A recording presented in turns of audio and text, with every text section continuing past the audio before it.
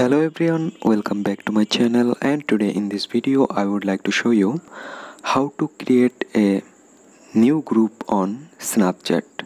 So let's begin our video. So first you need to open your Snapchat application. After that you can see a chat icon on the bottom left corner. There you can see, just tap it, and now you need to tap on the top right corner chat icon. Then you can see a option new group. Just tap on new group, and now you need to select yourself. You can add 77 people on a group, so you need to select from here.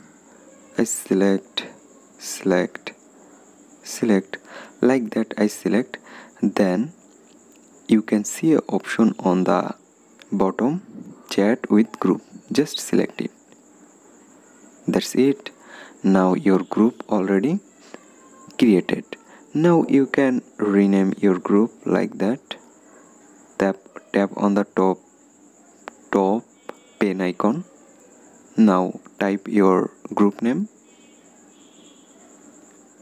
travel group. Just it, then select it. Now there you can see your group already selected. There you can see travel group.